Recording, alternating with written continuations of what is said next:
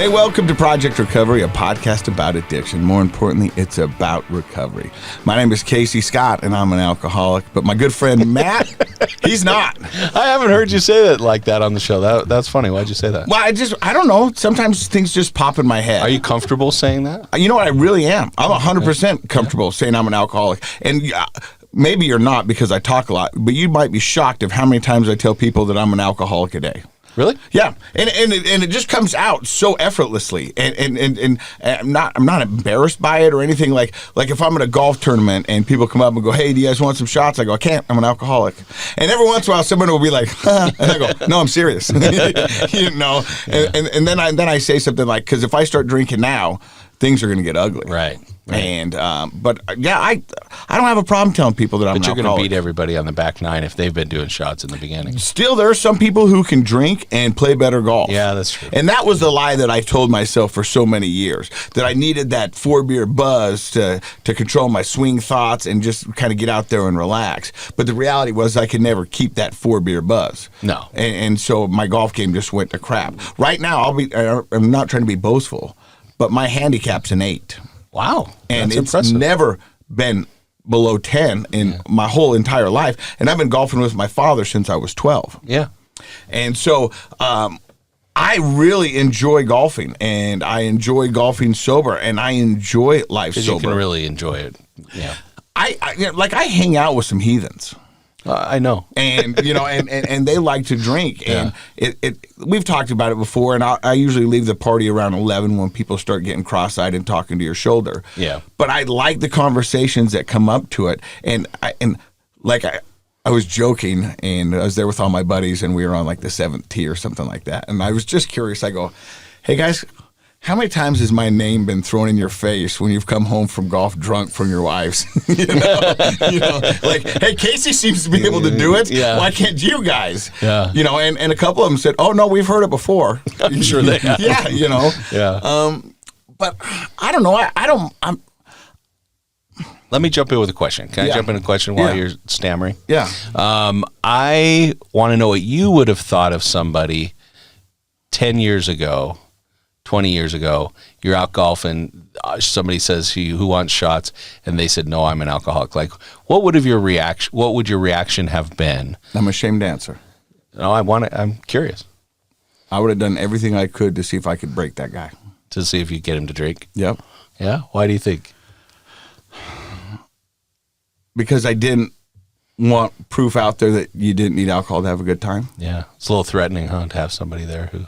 Yeah. Yeah, I think that happens to people when they announce, like when they're straightforward and honest. I think sometimes they get that pressure. Like I was golfing with this guy the other day, and they were at the turn. They were going to get beers, and he wanted to give me a beer, and I was like, "Nah, I'm good." And I didn't at that point. I didn't tell him I was an alcoholic, and he's like, "Wait, come on, man. It's it's a Friday," and I was like, "I'm good." And then we were teeing off, and I went, "I'm an alcoholic." And then he spent the next 5 holes apologizing to me. Oh, did he really? Yeah. And I was like, "Hey, look, you don't have to apologize. Yeah. I mean, I'm okay." And that didn't offend me. That didn't threaten me. I didn't take it in any way bad. Yeah, I don't think you get offended. No. Yeah. But 10 years ago, I would have said, "What? What's wrong with you?" You would have kind of teased him and coerced him. And I'm ashamed of that. Yeah, well, but I mean, okay, I think all of our feelings are valid. Yeah. I do think that feelings have information in them. And so sometimes we get hung up on a feeling like shame, and then we just stay with it, and it doesn't really serve us any good. So it's good to shift from the feeling to asking yourself, what's the information? So if you would have felt ashamed back then. And inferior. Okay. I would have felt inferior. Yeah, 100%. Like, how can this guy go out and have fun without this? Because the lie I told myself is this is the only way I had fun. Yeah. Or the only thing I associated with fun. So it threatened your reality of how you managed your life. Yeah. So that's some good self-knowledge to realize that, like, you weren't just drinking for fun. I mean, you were kind of drinking to hold everything together. And when somebody threatened that with their comment of, "I'm an alcoholic, I don't drink," that was hard for you to manage. I'm not blaming anybody for my alcoholism because I know that it was, what I did. But to be fair, I was conditioned. I was groomed, if you will, to thinking that alcohol was the only way to have fun. And it's the way that people had the most fun. From the movies I watched as a kid. Oh, well, yeah, definitely. To college life, to when I first got in my early career, who my job was the party guy. Right. That was my identity. Your job was to make sure that the guests coming on the show and the concerts, they were all having a good time. Yeah, I mean, I thought of myself as the Kool-Aid guy for alcohol that was busting through the wall of a party going, hey, look who's here, let's go, and let's have some fun. And I, in all honesty, thought I was there to save the day, to save the party, to bring fun to people. Well, I mean, in some ways you were, right? I mean, that really was technically your job, was to entertain people, and it still is, but you can do it sober now. And we had some fun, and that's one thing that I struggle with, because now my kids are getting to the age where alcohol's at parties. My oldest is all going off to college, and I still talk to her, and she told me she hasn't drank yet, and I think she would tell me the truth. Yeah. And she hasn't, but some of her friends are. Sure. And she goes, your dad, it just doesn't appeal to me right now. And I like that, and we have those conversations. But I have a hard time when they ask me, was it all bad? Yeah. Because it wasn't.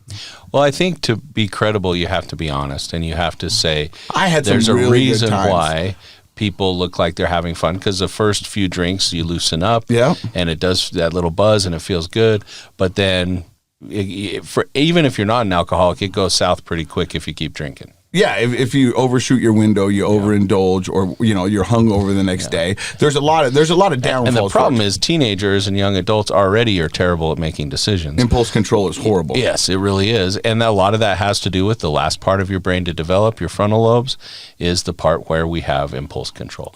And so not just teenagers, but young adults into their early to mid-20s still struggle with that. So you throw some alcohol on top of that, which also reduces our ability to make good decisions, and boom, we're off to the races. I was expecting this conversation to go a little bit differently, and I brought some stuff, but I like where this is going, because I think this is one of the mistakes we as parents make when talking to our children about drug and alcohol. Because what we tell them is what our parents told us: don't do this, it's bad, but watch what I do on the weekends, because this is what I'm out doing. Right. And then all of a sudden they go through their wild stage, and then they get sober, or they don't drink anymore, or they choose religion, or whatever it may be. They don't do that. So when my kids ask me, was it fun? Yeah, there were some really, really fun times. Yeah. But there were some really, really bad times as well. Yeah, the fun times usually end in bad times, so they kind of go together. Yeah. And so you got to be careful. But, when kids, we've had people on the podcast who said, my parents never said do drugs, and the first time I smoked a joint, I thought, what are they lying to me about? Because this is amazing. And so it starts to question everything that they've told them, because they were like, this seems pretty cool. Right. Yeah. So I think you have to be honest about the effects. There's a reason people drink. There's a reason people smoke weed. There's a reason people do drugs. And there's a reason people eat bad food. Yeah. I mean, there's a reason you pull into Wendy's and, eat a triple or whatever. The Baconator. Yeah. Baconator. There you go. I wish I could bring this person on, but earlier this week I had visited with somebody who I've known for a couple years now. And this person is now almost 2 years sober. But this person is well under the age of 21, and they started drinking and smoking weed when they were in 5th grade. Wow. And we had an interesting conversation, because they've had a tragedy in their family, and this person was saying it was really tempting to go ahead and drink with everybody. And the family kind of got together, and part of that was drinking, and it got out of hand. And this person was having this real quandary in our session between, I wanted to just be able to get drunk and numb out and leave it all behind like everybody else was doing. And then the other part of me knew that would make me feel terrible. It wouldn't make anything better. I'd feel worse tomorrow. I'd feel ashamed. And they chose not to. Mm-hmm. But I thought, number one, that's pretty good logic that you have to hold on to. But for this young person, that's going to be a long road in their life to continue to make that better choice each time. But I was very proud of them for doing that. And it's interesting to see that, like, even a person who's young, who's been using for a while, they can realize when they are an addict. You know, when we talk about drugs and alcohol and addiction, we often think it's a young person's game. True. I want to play a game real quick. Okay. Raise your hand if you thought starting a meth addiction at 62 was a good idea. Only one in the room. And that's our guest today. His name is Randy Parker. And before the mics were cracked on, he goes, who starts meth at age 62? Isn't that what he said, Randy? Yeah. And so we're going to hear Randy's story. You're listening to Project Recovery. Stick around. Welcome back to Project Recovery. I'm Casey Scott. That's Dr. Matt Woolley. He's a clinical psychologist. Our guest today is Randy Parker. He started meth at the age of 62. He's 69 now, and he's got 399 days of sobriety underneath his belt. Well done. How are you doing, Randy? I'm doing great. Yep. Off air, you told me this is the best you felt in a long time. It is, because in my mind, the substance is not the only problem, and it's not the biggest problem. It's the culture that you end up finding yourself in and seeking out, and that culture is puts a big damper on how you feel about yourself. I can see that. And so when you can't, the addiction is, in my case at least, was the smallest thing to overcome. But feeling good about yourself, learning to love yourself, learning to forgive yourself, that's the hardest part. Doing the work, as they say. For me, yeah. You know, I mean, and I've said this before on the podcast, but I remember sitting in Pinnacle Recovery talking to my therapist, and my therapist going, hey, do you want me to blow your mind? And I'm like, yeah, I'm in recovery. Let's do this. And he goes, alcohol is not your problem. And I was like, you are the worst therapist ever, because I'm in here for addiction. Check your notes, buddy. Pretty sure alcohol is my problem. He goes, no, your problems are your problems. And alcohol was your solution. But now you can add it to your problems as well. But you've got a lot more problems than just alcohol. And until we unpack that backpack or dig deep, sobriety is not going to come easy to you. Yeah, for sure. So where does the story of Randy Parker begin? Well, I was born and raised in Salt Lake. And my dad had a drinking issue. Of course, back then it was... you said it right there. It was an issue. It wasn't a problem. It wasn't an addiction. It was an issue. Yeah, we downplayed it. But we did that culturally. That was the culture. It was like, oh, that he has a little bit of a drinking. Yeah. He drinks. Yeah. Yeah. But that's about all you'd say. And it was normally underneath your breath and never in front of the person who has it. Right. You know, Right. it was just like, oh, okay, he's got this issue. Or dad's been drinking. Yeah. And so he had a little bit of a problem. Yeah. And my mom and dad divorced, and we moved to Elko because my dad worked for the railroad. That's where our producer Joshy's from. Is it really? That's why you heard the whoa. Go Indian, go Indians. Yeah, you guys just gave the Elko look. Like, Yeah. So you moved to Elko. Moved to Elko in my high school years. I didn't know anyone there, and so you go to the party, and you start meeting people. And I was drinking a fair amount. Yeah, I was drinking. Well, wouldn't you say, because this is pretty common, when a teenager is trying to find friends in a new school or new town, the kids who party are usually the most welcoming. And it's easier to make friends with them because all the price of admission is just being willing to drink along with them. Right. And kids who don't drink and don't party, sometimes they have their social groups and they're a little exclusive. It's harder to break in with certain groups of kids, but the partiers are almost always happy to have another partier. Yeah, you show up with a six-pack, you got 5 friends. Well, And when I was you're a thinking teenager, you show that's up with important. a cooler. Yeah. And instantly. So you're really popular. Yeah, you're the new guy. Yeah. And so I did some drinking during high school, and then I started smoking some weed, and then started hitting acid.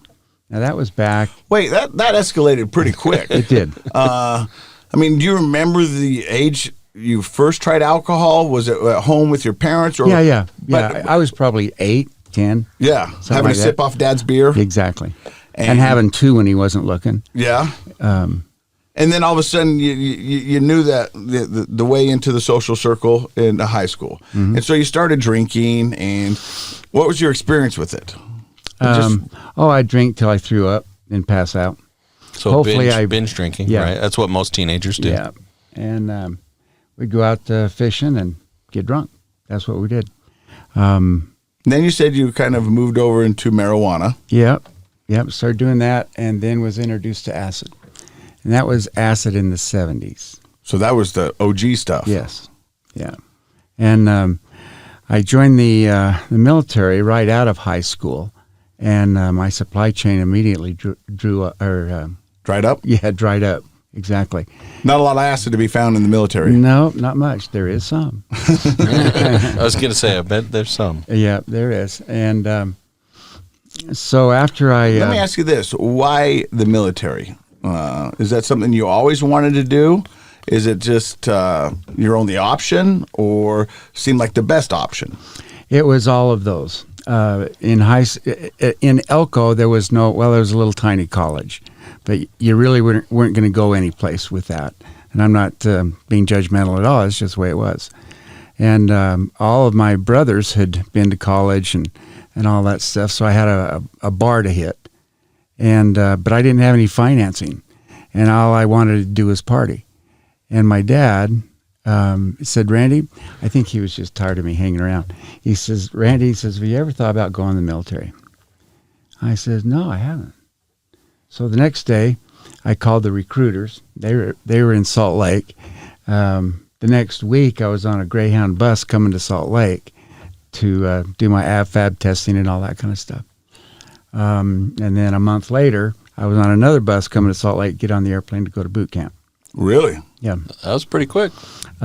Because if I were going to dig out of Elko, I first of all had to relocate away from it because the resources just weren't there. And and I'm an adventurous kind of guy, and I looked at this as a true adventure on Uncle Sam's dime. And they're going to they're going to feed you 3 square a day, give you clothes and a place to sleep, and how can that be bad? It was during Vietnam, and so after I went to boot camp. Yeah, after I went to boot camp, God, that was July 20th at 2 a.m. I walked off that airplane, and that was a culture shock. Here it was 95 degrees at 2 a.m. and 90% humidity. You're Vietnam. Yeah, no, it's in San Antonio. Okay. Yeah, for boot camp. And after that, in boot camp, I went to Biloxi, Mississippi for some training. And then once you get out of boot camp, the world's open to you again. And got involved with drugs again. Got through my training okay, and was stationed at Travis Air Force Base in California. That was the first stop POWs made when they came home. Okay. And I was partying well. I had a good circle of buddies, and but there was something in me that says, you know what, this just isn't right for me. I should be doing something else. I had been raised in the church somewhat, and so I thought, you know what, I got to go down that path some more, because I knew how good that felt. And so I went down that path and ended up marrying a gal from Ogden, Utah. We knew each other 6 months, got married, and boy, we started having kids. And we now have 5 kids. Except my wife, we divorced, and she passed away. And so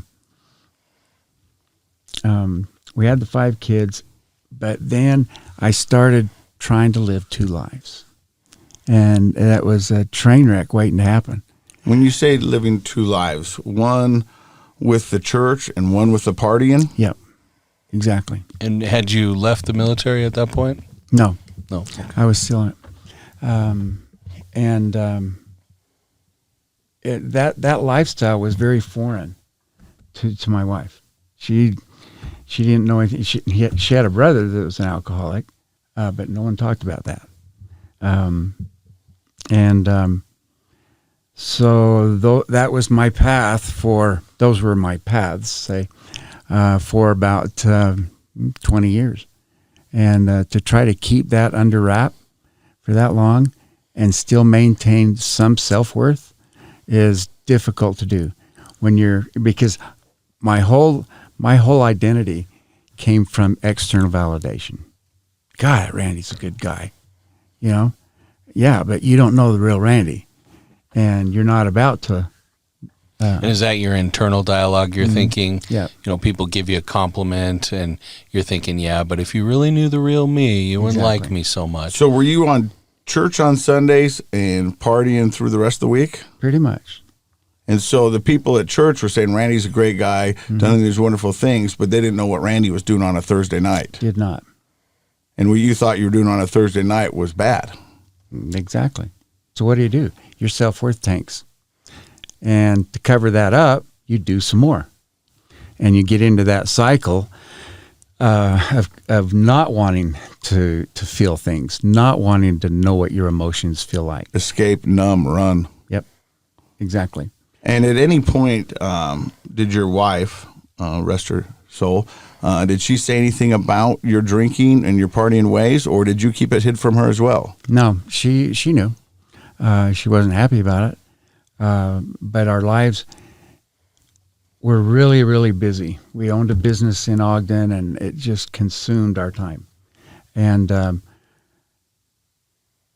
my go-to was if I have other people around me, then that diffuses what my behavior is, because we all have to be nice to each other and our company when everybody's around. And does that make sense? Mm-hmm. Yeah. So if it's hard to get yelled at by your wife if the house is full. Exactly. So keeping busy was sort of a way to kind of allow yourself to keep using, really. That was my manipulation. Yeah. And I used a similar tactic, and that you would test yourself, is that we had friends over, and was I a jerk? Was I rude? Was it, you know what I mean? And so it was a way to validate your behavior, because if you were doing what you were doing in front of company and no one's calling you out on it, how bad is the behavior really? So it's that justification, that manipulation. Comes with addiction, it's all of that. Yeah, it is. And then you're lying all the time, and it was just a During those years, were you just drinking, or were you also using other substances? I was just drinking and smoking, and holding prominent LDS positions. So then you're lying at church to get, because they're asking you, for those who don't know, to hold a position and be in 100% good graces with the LDS church, you have to follow the law, Covenants?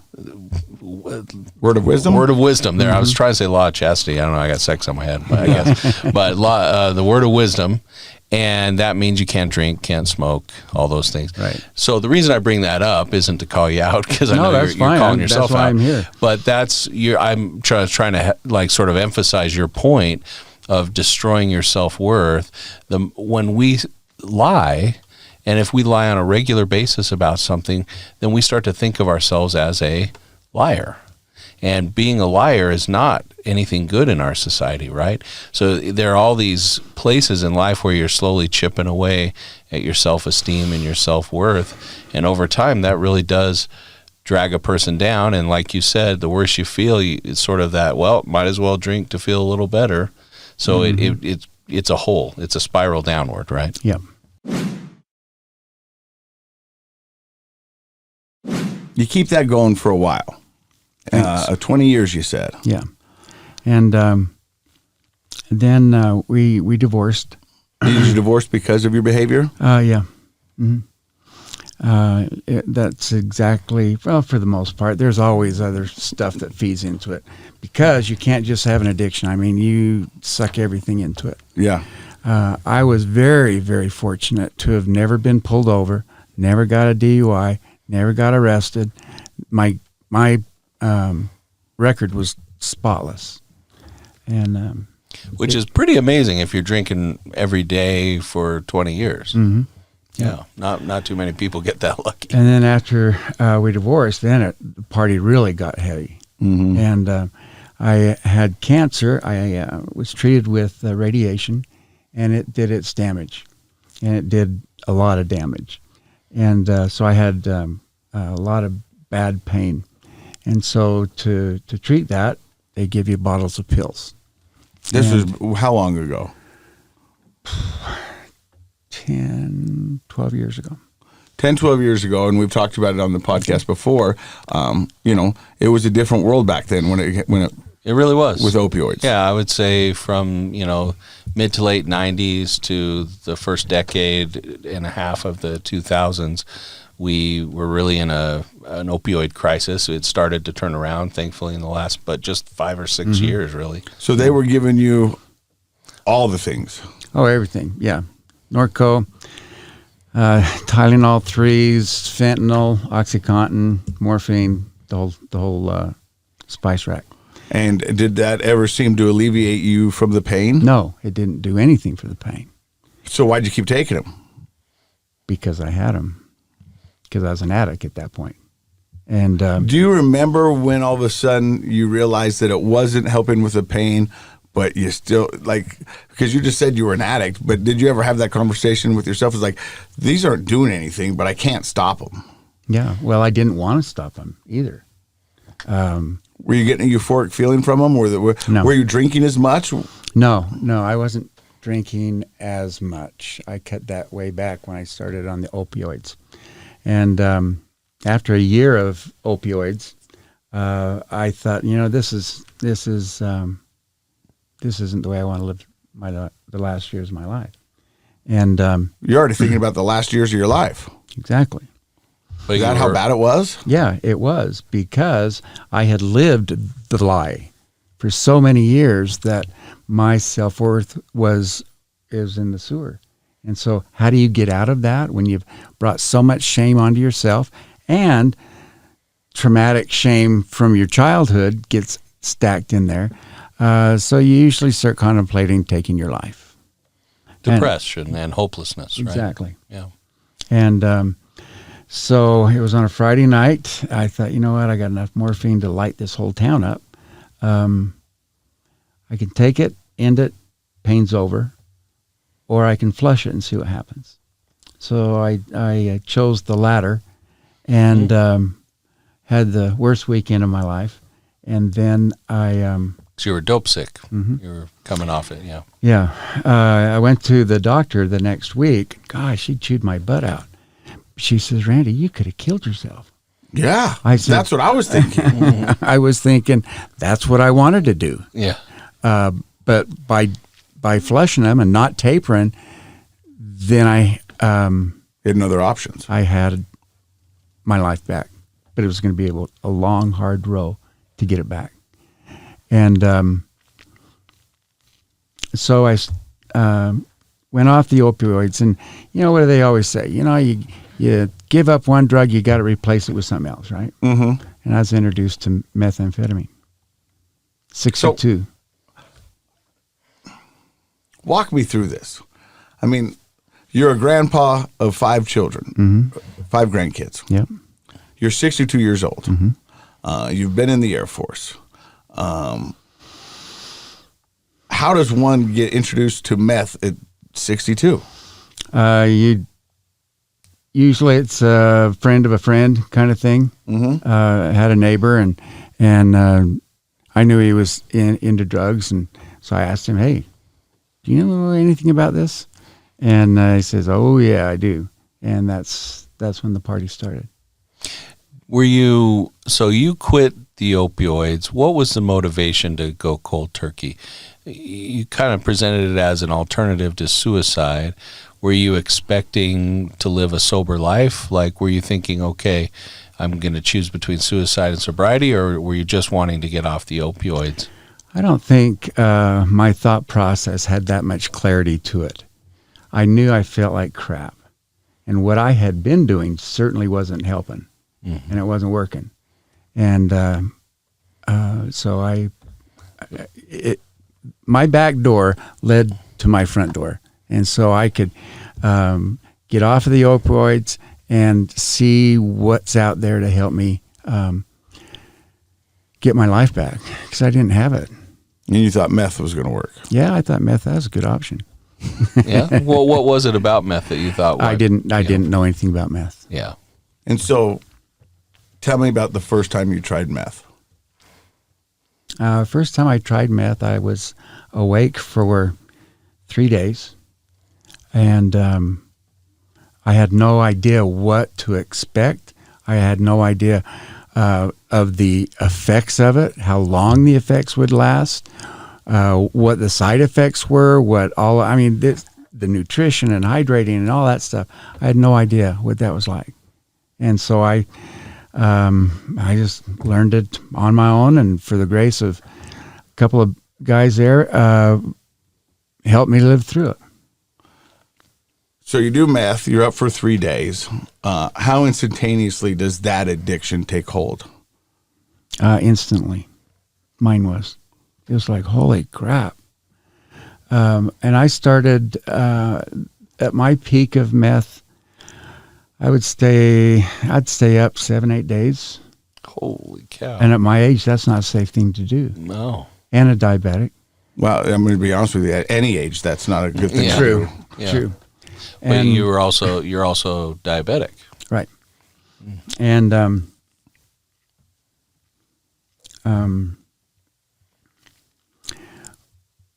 when my significant other said, "Randy, you're going to run out of luck, and if you're going to do it, you're going to do it. There's nothing I can do to keep you from doing it or not doing it." So, Is this a new lady in your life? Yep. And we'd been together 8 or 9 years, and so she knew me well, and she says, "But see, I used right under her nose for 6 years." Meth? Yeah. And she didn't pick up on that? She had never been introduced into that world. She had no idea what it was like or what it was. She'd had a relative die of alcohol, and so she just had no idea what the drug world was about. And I'm too old to think I knew everything about it. I just scratching the surface is what I was doing. And so not only was my luck going to run out, and when she says, "There's nothing I can do," because you're going to do it if you want to, but please do it for yourself. And that was 400 days ago. So your rock bottom was heart to heart from your significant other. Right. What about that conversation motivated you to get into treatment? I wanted to, it wasn't getting off the drugs and stuff. It was, I wanted to find an authentic me that I could look in the mirror and say, "You're a good person." And to say, "Come on, guy, we love each other here." And I was doing things that was destroying that from inside. You said you had 5 kids. Did they ever know any of the meth? Did they know anything that's going on with you? No. So it sounds like you were living a life, you've said it before, a dual life. A lot of it you were just living by yourself and just feeding your addiction. Mm-hmm. It was a lonely world. Yeah. I think it's profound that you wanted to have a better relationship with yourself, really. I mean, I know that sounds a little hokey, but No, it doesn't. it doesn't when you really think about it. Like, we all have a relationship with ourselves. We all feel a certain way about ourselves. And you can call that self-esteem or concept or self-worth. Those are all good words, but it's a relationship with yourself. And it sounds like you were tired of having a bad relationship with yourself. Yeah, I did not like myself. How does one at the age of 68 find their authentic self? Because it sounds like from the get-go, in one shape, way, or form, you've been partying since you were 18. Mm-hmm. Pretty much. So I'm curious of how you find your authentic self at 68. I started, how I got caught was I went for a annual physical at the VA, and my doctor ordered a drug panel. And the next time I went in, she said, "So how long you been taking amphetamines?" I said, "I don't take amphetamines." "Randy, methamphetamine?" "Okay, busted." And she and I had developed a good, honest relationship. She says, "I'll do anything for you, but don't lie. If you lie, then what I do isn't helping you at all." And so that was the thought that I had go through my head at that time. I just lied to her. And she's probably the one that's going to help me the best. And she did. She hooked me up into the VA system where we had a Zoom meeting once a week for an hour. That wasn't going to satisfy me. I had to have more. And so after a few months of that, I talked to her about it. I say, I got to have something more. I need a big change in my lifestyle. And she says, okay. So that's when I was introduced to the treatment center in Ogden. And you went there and you found a community. Yes, I did. And it's been 400 days. Yep. How long was that an inpatient where you go and stay? No, that was an intensive outpatient. Okay. And so I was there for 5-6 hours a day. A couple days a week was 7 or 8 hours. So 5, 20, about 30 hours a week. Almost a full-time job. Yeah. Plus all the homework you got to do. It's a 12-step program. And so you got a lot of homework to do. And by doing that, you learn who you are. Mm-hmm. And it was exciting. It was more exciting than chasing a drug. I got to have more of this. And I like that. It was a great moment to feel like I'm a good person. But that's what I did. That's not who I am. And I'm forsaking that and going to steer my life the way I'm going to be happiest. You nailed it right there. The difference between what we do and who we are. Our behaviors versus ourselves. Mm-hmm. And so many times, even as young children, we get the wrong message that we're bad instead of our behavior was bad or inappropriate. Mm-hmm. And that can just steamroll into an adult self that thinks of themselves as a bad person. Mm-hmm. Everybody makes mistakes. Everybody does some things they shouldn't do and need to apologize for. I don't think anybody makes it through life without hurting other people in some way. Yeah. You know. That being said, we can the key to overcoming it is what you said, where you're like, you know what, that's not who I am. That's what I've done, and I can change those behaviors because I'm a good person. Mm-hmm. And that you did a lot of introspective work, it sounds like, there at the treatment center. A huge amount. Yeah. And still do. Yeah. Every day I learned something new about this. When the mics were off, you were talking about your journey, and you said your sobriety, you're doing a lot of paying it forward and paying it back. Tell me about paying it forward and paying it back. I had my theory, my simplified theory of life is that we are here to ease other people's burdens, to share those burdens. And if I can do that in whatever way, it doesn't have to be big. It can even just be opening a door. That's what I mean by paying it forward.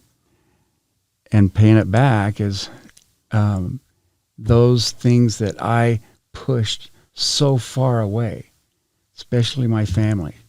That's where I get, hopefully, the payback comes home. Mm-hmm. And it does. You have to be very patient with it. What's your relationship like with your kids these days? I have a great relationship with one of my sons and his family. And then I have a relationship that is starting to grow with one of my other sons.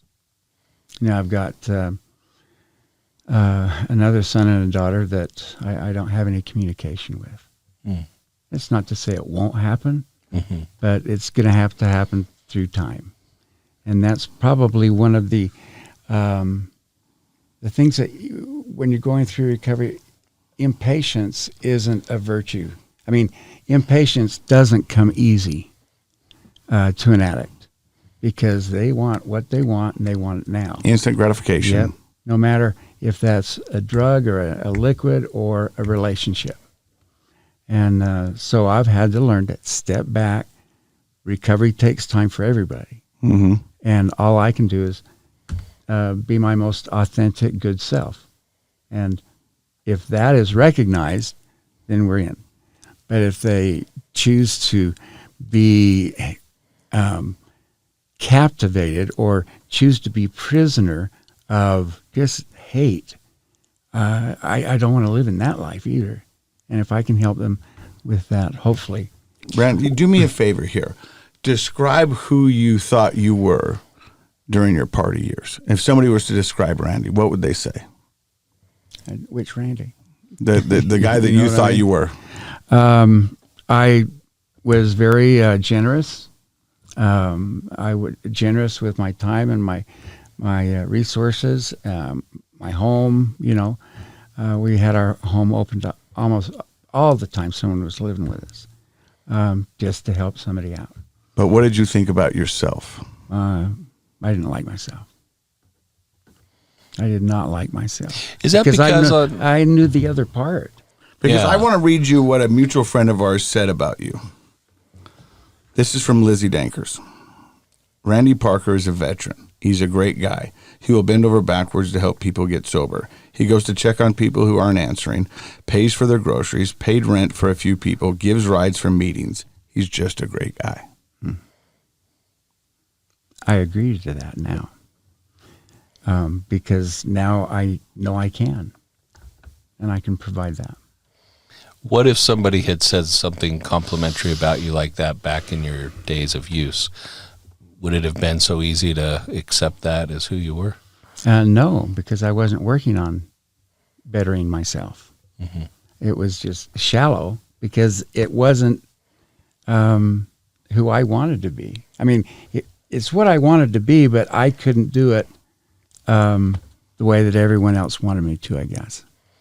Yeah, well, I think that's probably really true. Like, I think when we're not being our best selves in life, whether it's an addiction or something else, there's usually a part of us that knows we want to be the authentic person. We want to be that better person that's productive and happy and genuine.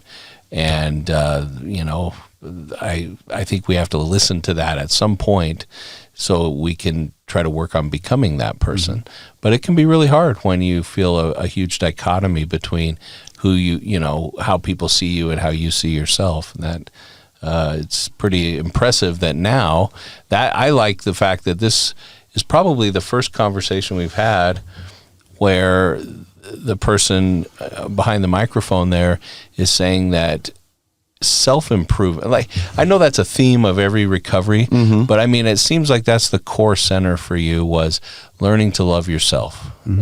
and be okay with yourself. And I think that's a beautiful response to an addiction. Like you crush that addiction with self-love. And I think that's amazing. In my travels and talking to people, there's a lot of people I know who are into their 60s, maybe their 70s, still drinking too much and accepting the life that they've been giving. And they go, this is just it. I'm an alcoholic. Too old to change. Too old to change. Don't want to. Couldn't if I wanted to. And so they just accept it because they can't see anything else. Mm-hmm. But here you are at 69 with 400 days of sobriety underneath your belt. Can you look at those people and tell them, my life is so much better now? Mm-hmm. It's crazy, right? Like, how much better is your life today than 400 days ago? Let's go back until I was 10 years of age. I like myself. For the first time since you were little. Yeah. Exactly. I like being in my skin. And that says a lot also for the support that I had going through this change. I love it. I love Randy. Well, I think Randy's a great example for anybody out there who thinks they're too old to change. Yeah. And sometimes you meet a 40-year-old that thinks they're too old to change. I think that's great inspiration to know that at any age you can turn things around, repair yourself, and become the person you want to be. Well, I think you're an amazing person. I think your story is going to help so many, and I'm blessed and fortunate to be able to say I know you and I consider you a friend, and thank you for sharing your story. You're welcome. Dr. Matt, pretty amazing. I love this because I feel like this is a really authentic solution to like becoming your best self, liking yourself, doing that introspective work. I think a lot of times as adults, we get so scattered with family and work and other obligations that we forget to develop ourselves. And so that self-development goes by the wayside.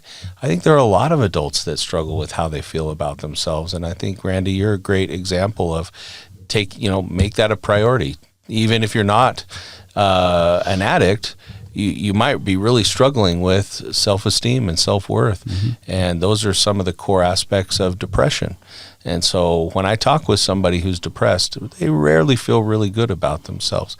So you're doing much more than just helping yourself not be addicted. You're also reducing depression in your life and building self-esteem. I think you're a wonderful example of that. So thanks for sharing that on our show. Thank you. And he's a wonderful human. Yeah. This is not the right place to do it, but I want to do it. Tell us again when you bought meth that they thought you were an undercover cop. I walked in. Just so the listeners know, Randy does not look like a drug addict or user of any kind. He said one time he was buying meth and they're like, "You're an undercover cop." And he's like, "No, I'm not." Yeah, I walked into the place and boom. They all scattered? Yeah. You hear doors slamming and windows breaking. What's going on? Oh, they think you're a cop. I love you, Randy, and I'm so grateful that you stopped by. Thank you very much. You're welcome. Thank you. Keep us in the know what's going on with you, and if we can ever help, don't be afraid to ask. Good deal. Thanks. And thank you for stopping by and listening to another episode of Project Recovery. I'm very fortunate and blessed that we get to do this every week. Thank you, Dr. Matt. We get to share wonderful stories like Randy's. And if you have a story to share, make sure you reach out to us on Facebook or Instagram. We'd love to share your story and let people know that recovery is possible. And in case you forgot, Project Recovery is what? It's a KSL podcast. He's a grandpa.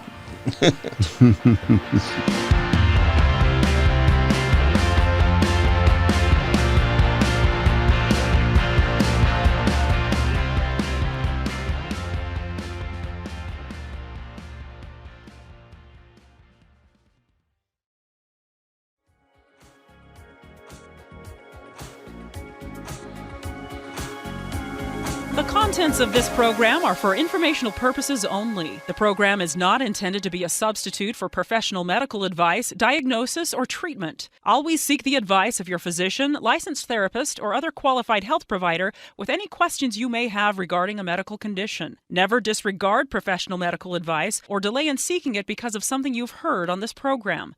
KSL does not recommend or endorse any specific tests, physicians, products, procedures, opinions, or other information that may be mentioned on the program. Reliance on any information provided on the program is solely at your own risk.